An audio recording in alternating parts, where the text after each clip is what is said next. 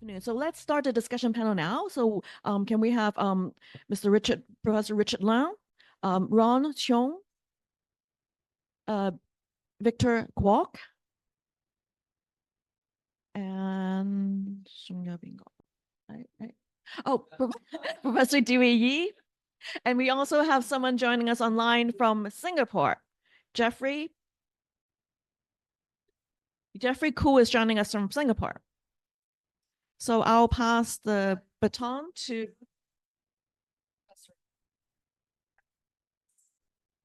Are you going to do the introduction? Okay, this introduction. Okay. You don't want to okay. Oh, you don't want to watch. Okay. Okay. Like this. Okay. Like this. Okay. Okay. So should we start now?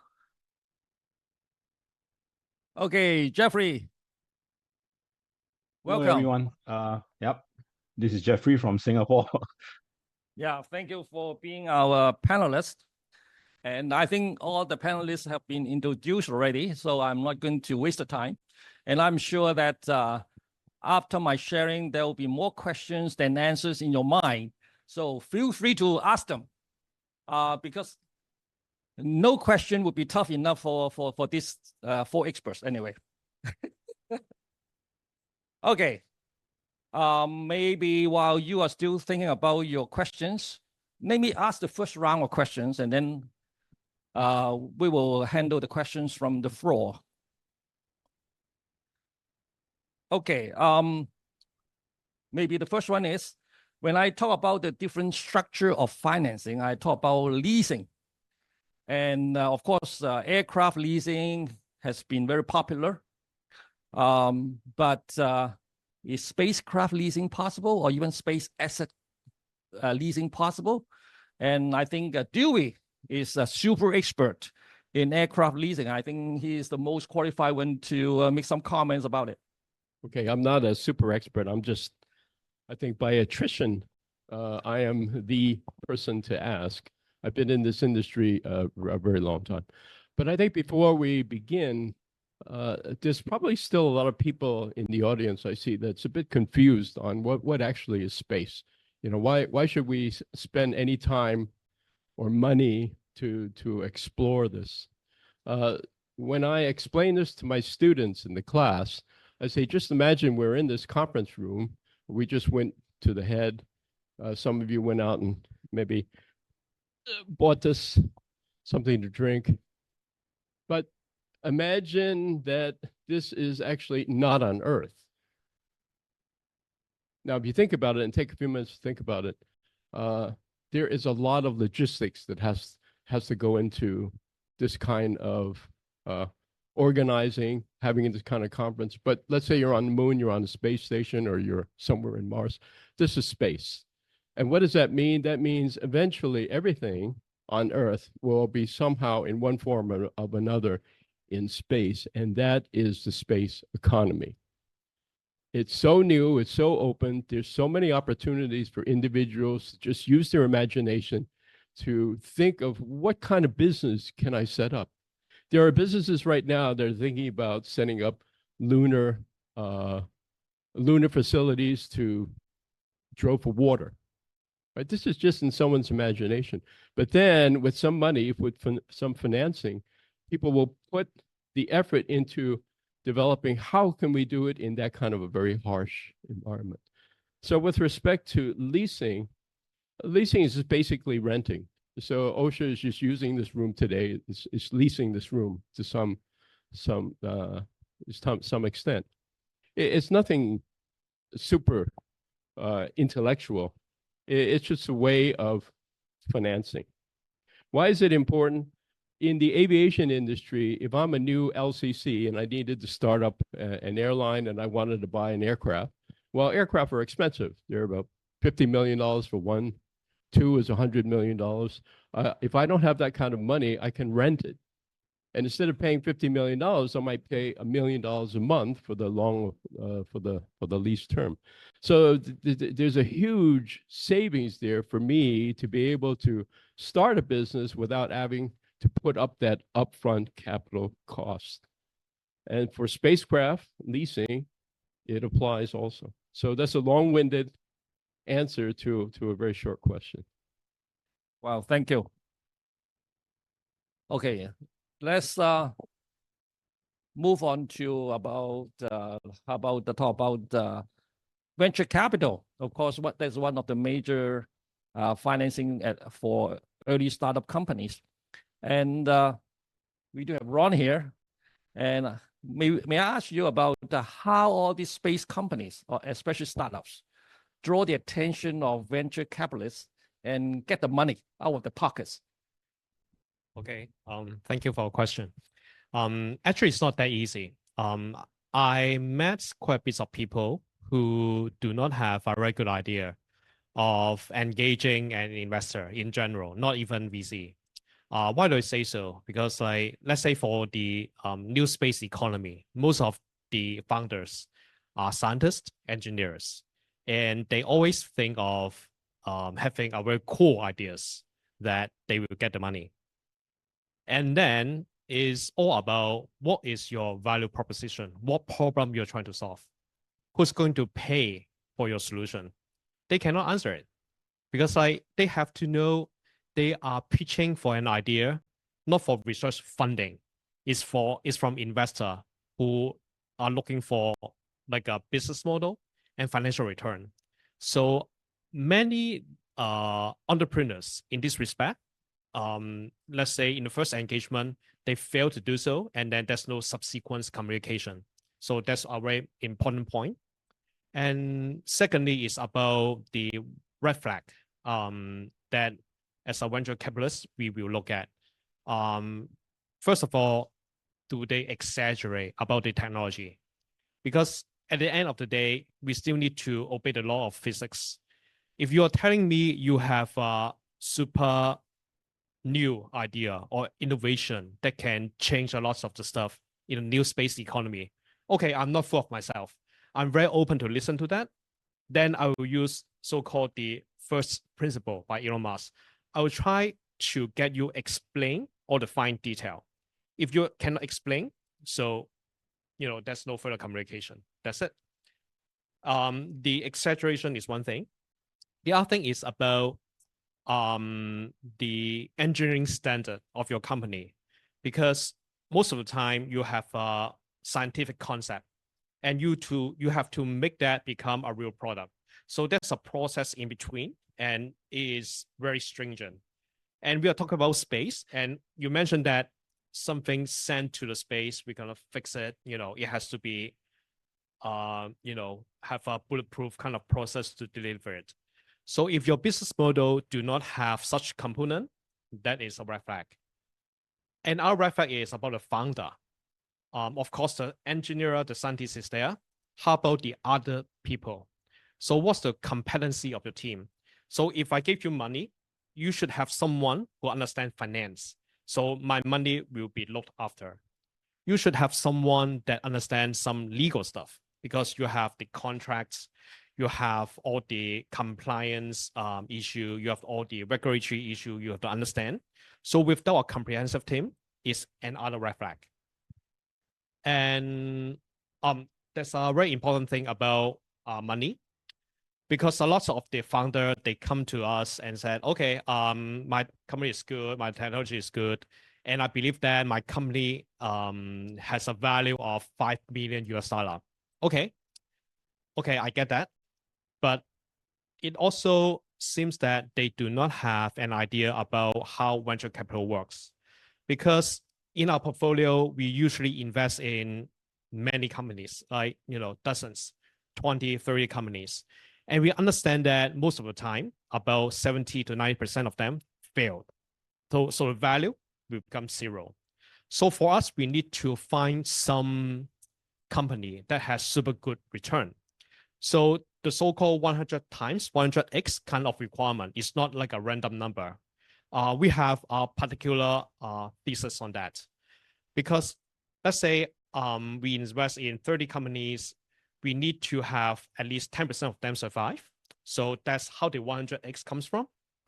And for a typical fund, we have a fund life of 10 years. And 3 years of them will be investment period. That means we as the investment manager need to go and find investment projects.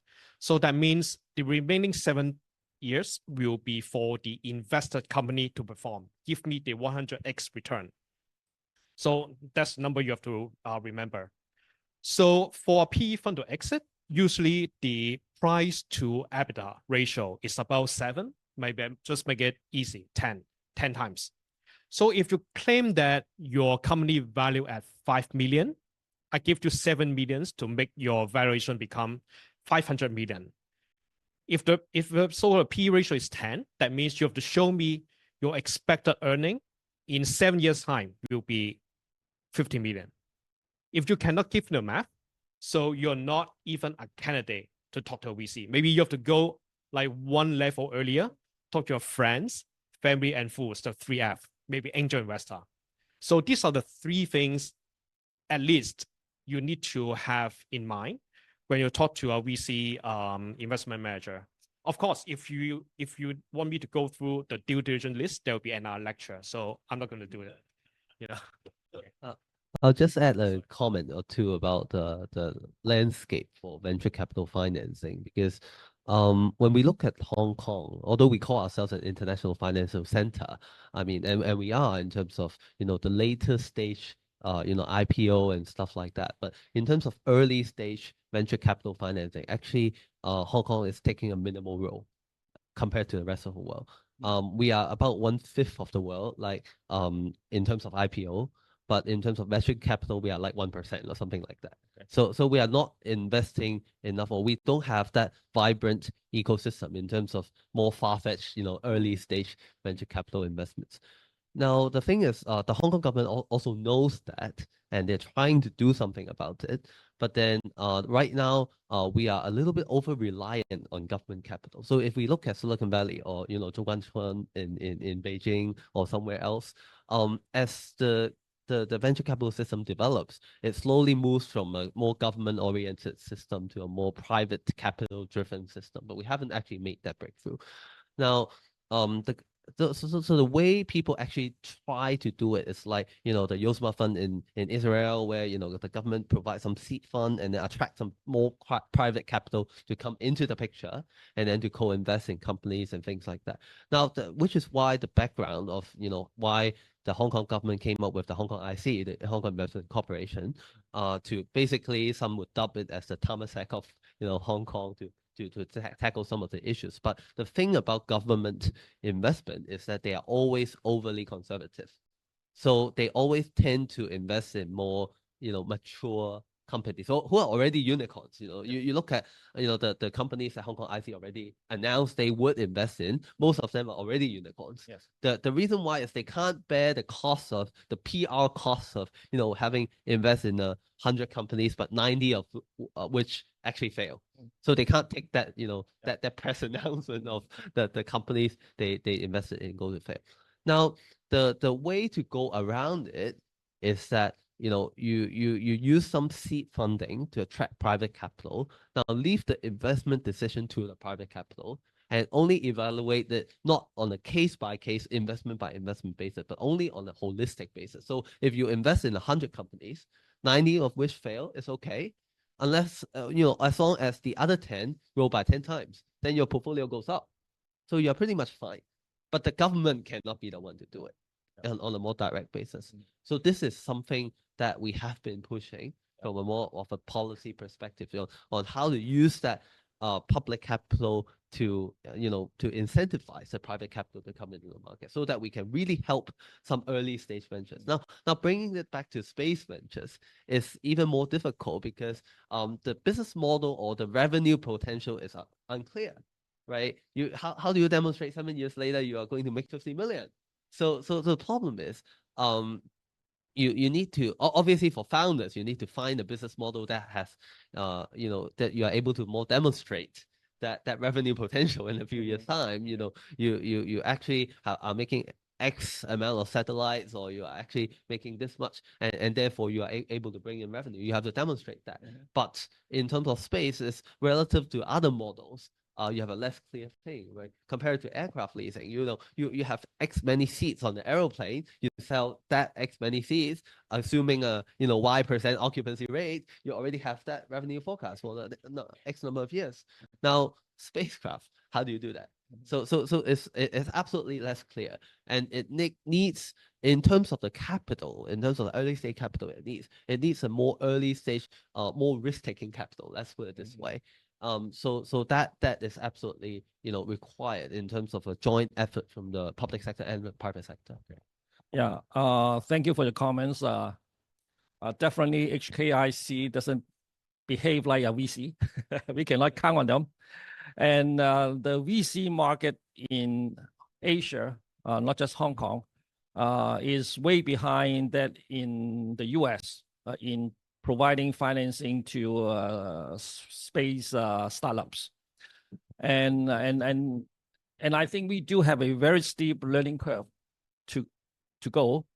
And as I mentioned in my sharing, a good starting point is probably not to be too aggressive, because we still need to learn about space economy, but rather look for some of the low-hanging fruits, and something probably that are Earth-based, so that something we are familiar with.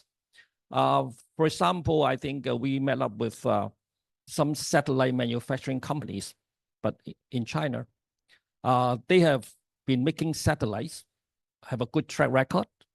They have the capability to make the satellite according to the order, and they have repeated customers.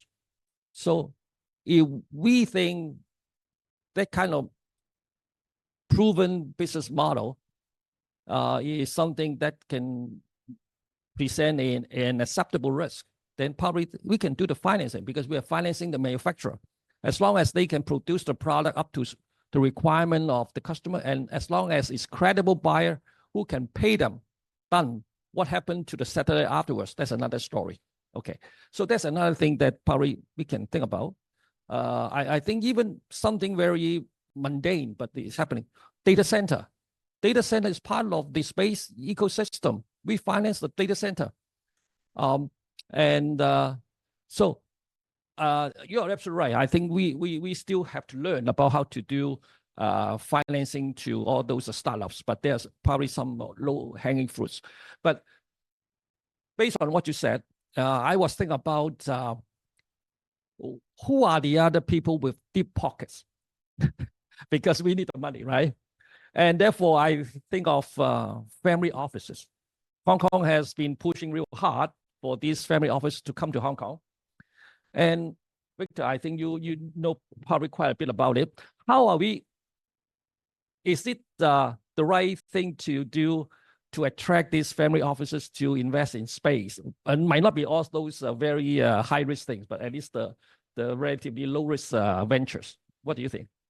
I think absolutely, because the thing about family offices, right now, for context, so under the Invest Hong Kong, they have this specific family office HK team being set up to support family offices who want to come to Hong Kong. And there is some, they also published some figures that says there is around 2,000 single family offices in Hong Kong. It's harder to have a number for for MFOs, but it's for single family offices. Now the thing is, we have that population already in Hong Kong, and we are foreseeing more to come to Hong Kong. Part of it because of geopolitics. Some of the rich guys in mainland China is going to set up offices in Hong Kong. They are already setting up offices in Hong Kong. Now, as we expand in terms of our ASEAN and Belt and Road footprint, there would be more guys, setting up family offices in Hong Kong from that end as well. Now, one of the key themes, some of the key themes in terms of the things that family offices are interested in investing, one is about diversification.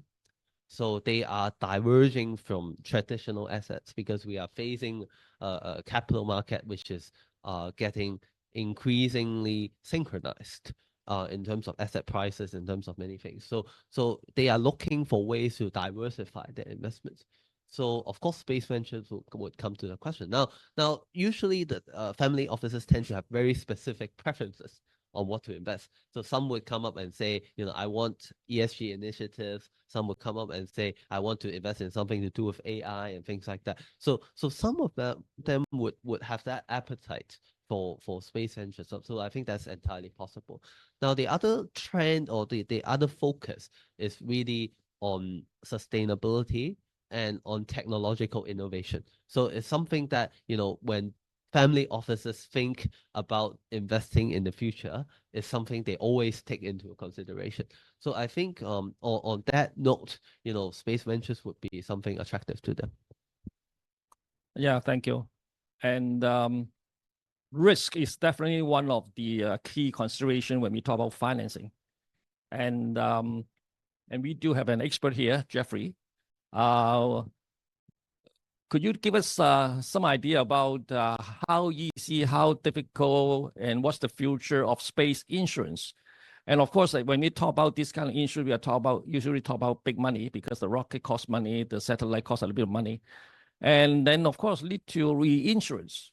Reinsurance is usually done at the Lloyd's of London. And I think recently we are talking about, at least Hong Kong is pushing for the cat bond, the catastrophe bond, as a kind of option for reinsurance. So yeah, Jeffrey, would you mind to share your thoughts with us? Sure. Thank you, and much appreciated for the invitation by OASA, right? So maybe I just walk through a little bit about the risk that we are talking about, right? I think at the end of the day, you have your procurement risk, logistics risk, all the way down to launch failure, and of course, Prof. Richard Leong, you mentioned about regulatory risk, and then once the satellite is in orbit, again, you have issues like space debris, falling space objects, so on and so forth, right? Now, I think the just to get a feel of how much this thing is going to cost, right? So, for example, you're talking about launch, right? Launch portion of it, right? Because there's actually the pre-launch, launch, and the end of it. These are basically the three main portions. So let's talk about the launch portion. Right? The launch portion, typically you're talking about anywhere between 250, 300 odd million dollars worth of coverage, generally, right? So premium wise, you're talking about for that portion only, anywhere between 15 to 25%. So to give you an idea, for every 100 million of premium you're going to pay, you're going sort of payout that you require, you end up paying, right, 15 million for it, right? So it's not a cheap venture in a sense. It takes away 15 to 25% of your cost, right? So the other issue now is that I think most of you who are in this business are very aware, right? In 2023, there are a lot of big losses. And when there are big losses, rates will increase, right? So that's a natural part of insurance, right? And then to actually make things even more, I wouldn't say worse, but interesting, a lot of the big reinsurers have also walked out of it is because the losses were not small, right? But having said that, there's still a lot of players in the market, and they'll be able to do the insurance coverage, right? So coming back to actually what kind of losses, like Viasat, right? I think they insured about 421 million, right, in terms of premiums and all that, right? For $700 million worth of the mission cost, right? So once all these have losses, it's a big deal for the insurance companies, right? So in terms of space insurance, there are two areas in terms of the risk, right? They're looking at. One is the low Earth orbit type of technology, which they tend to shun a little bit away from it because that tends to be more untested to some extent and experimental. And then of course there's the higher altitude geostationary orbit, GEO, right? So those insurers tend to be more positive and of course will be able to insure that, right? So a lot of issues that are related here, but I think the key issue now, and it's because what was Professor Richard Leong was mentioning earlier, there are more and more objects now in space, and therefore collision is a risk, right? And as a result of which, that also has to be factored in for the premiums, right? So in a nutshell, I think that it is growing. I don't think the insurers will walk out of it. Insurance is a very fluctuating market. It also depends on the technology. So when underwriters look at it, they also look at the technology. And of course, as what said earlier about SpaceX, it took quite a while before they had it successful, right? So what happens before that, right? So That is where insurers are worried about. But also having said that, because there's so many launches, there's a lot of data, and then underwriters can sort of have a reference point to price the risk, right? So in a nutshell, that's what it is. I'm open to answering questions. Yeah. Yeah, thank you, Jeffrey. I think probably I will wait for the floor to come up with some questions. If not, then I continue. Okay. Now, I think we talk about the fintech, all these new things, and I talk about the crowdfunding.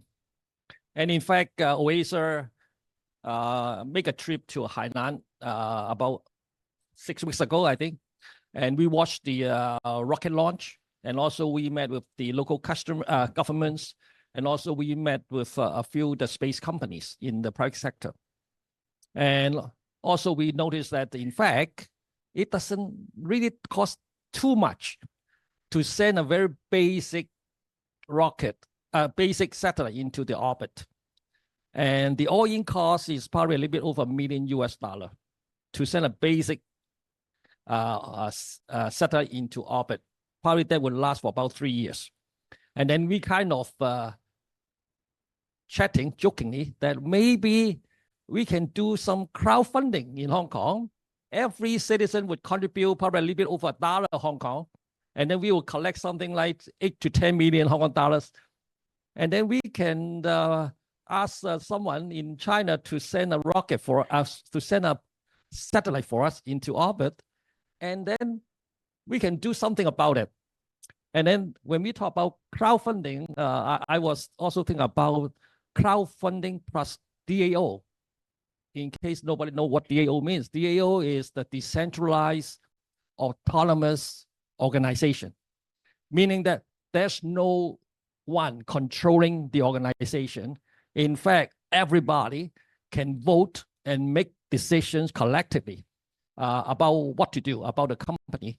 And I said, well, maybe we can do the crowdfunding plus the DAO, meaning all the citizens can vote. Should we send Alan Tam's song into orbit or send this? I think it's something wonderful because it really is within the reach of everybody. It's only $1 something from everybody. So it's very interesting. Okay, enough for the story. Then come to our panelists. Okay, we talk about all these new things in digital age and everything like that. What else can we do? Anything to share about using all this technology to make financing a little bit more exciting and more effective?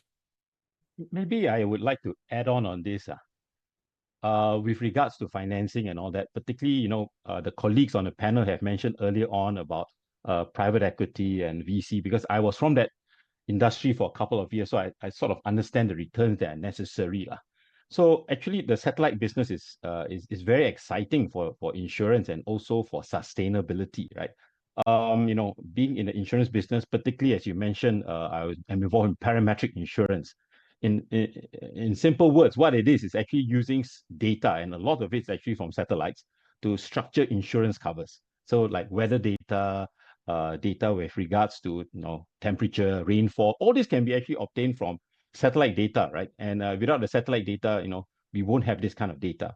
Now, importantly, what is being used now is that a lot of this satellite data can be used for carbon credits, as in like use the data to actually look at the amount of carbon sitting at a particular location on Earth. And then with that, put a value to that carbon credit and sell it, right? So if you're talking to family offices and all that, launching a satellite into space is one thing, but the function behind it, and it has real sustainability function because of its data, it can be attractive because this data has got value, it can be sold. And if you imagine you put up a satellite into space and it looks at, and they have enough sensors, the type of sensors to actually look at carbon data, I think that's very meaningful. So it's not just restricted to that. The commercial aspects are actually pretty big. Adding on to actually what I was supposed to have mentioned early on while talking about risk, when talking about cat bonds, right? Cat bonds and all that. Cat bonds is a very interesting structure. Now, what happens is that, there's so many climate catastrophes around the world. Insurers are actually, a lot of them are running out of it. They don't want to cover all these risks. I give you an example in Florida, right? a lot of the insurers down there, because the typhoons happen so often, decided, hey, we're not going to do this, and they walk out, right? So where do you get the money to do all this insurance, right? You create bonds for it, right? So in this case, it's insurance-linked kind of securities. They call it a cat bond, and as a result of which you have investors and all that putting money into a structure that basically is like acting like a reinsurer, right? So the insurance company can go in and say, look, I'm going to insure, let's say, Hong Kong, all the typhoons down there and all that. And so you do have, private investors, family offices and all that going into these kinds of bonds. And then, of course, it pays a fixed amount. Now, it's a very tough thing, end of the day, the typhoon hits, I mean, your entire investment is gone. But if it doesn't, you can get easily 20-30% return, right? So it can work that way. I'm not too sure whether you can use it actually, let's say, for the space launch to pay up for 15-20%. But I guess it is something worth your while to investigate. And if they are, then I think the structure, how to get this done as a bond is already there. So it can be followed, and I'm sure the insurance companies will definitely welcome that and use that as capacity for the insurance, right? So yeah, some points. Thank you. Okay, Ron, I see a 5 minutes look. Okay, just very quick. I think in terms of fintech, as you mentioned, tokenization is one very special thing. And I think currently the Hong Kong government and Hong Kong regulator have put in specific regime such that we can do the tokenization in a legal way. Maybe you get a license or something. But in terms of space investment, I think it opens to a new door, because let's say for P and VC, when we invest, usually we invest in the equity of a company, and the company may have a series of space missions, space operation. But if you can use tokenization, you can actually tokenize a specific space mission. You can tokenize a specific portion of a company. So you put in a lot of flexibility for other investors to join the game. But at the same time, tokenization have a very important caveats. You need to list the token into a proper exchange, such that if you look for secondary market, if you look for liquidity, then you get the right liquidity. Otherwise, if the things become illiquid, then your investment variation will be very volatile. That's something you do not want to have. And in terms of other things, I think tokenization, one of the requirements is the licensing. So we do not want to go back to 5 years ago. Like everyone can come up with a white paper, let's say a space white paper, and do the ICO. So that will be subject to regulatory constraint right now. So it's good. It's in a pretty good format for, let's say, family office, institutional investor to consider this kind of new financing technology. It will be better than before. Good. Thank you for the comment. And I know we got only about 2-3 minutes. And but I still want to touch on one subject that's about the environment. And I think Jeffrey kind of touched on that. And the environment on Earth as well as the environment in space. I think someone tell me that, wow, we are talking about space burial, we are talking about adding debris into space.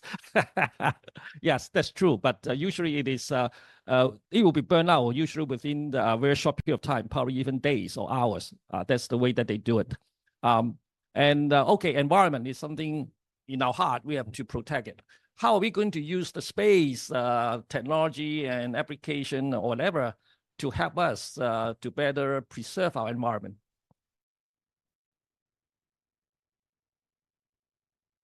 This presentation is about financing space. I think before we even can think about financing space, we need to understand how do you invest, what do you invest in? So a couple of years ago, when I was teaching space commerce, the class, I had this class project to create an index. And because I'm also associated with a VC in California, which is right in the heart of space industry, and our VC actually wanted to invest in space companies, we said we can't do that because we don't know anything about space companies. So what we did was set up an index. We took a look worldwide for all of the publicly listed space companies, space-related companies, and we created an index called Space 50. Space 50 was our way of saying these are the companies we have analyzed that's going to be the represent the future of the space industry. And we've been running this for a couple of years now, and this index actually beats all the other indexes, but it's not publicly listed or anything like that. I mean, Ron's on the weekly call, and so is Professor Gray. And what we did was I set this up for Gen Z, is for the new generation of kids that will take over and run finance in the world the way that they see it, not the way that we see it. So maybe that's a way for you to get started, is just take a look at a publicly listed space company and evaluate them as a regular company, except that they're doing something in space. So that's what I would leave you with. Good, thank you. I know time is up, but in case any of our panelists would have some burning message to give to the audience, I think we probably can tolerate a minute or two of overtime. Anything? No? Okay, good. Thanks a lot. Thank you, Jeffrey, Dewey, Ron, and Victor. Thank you.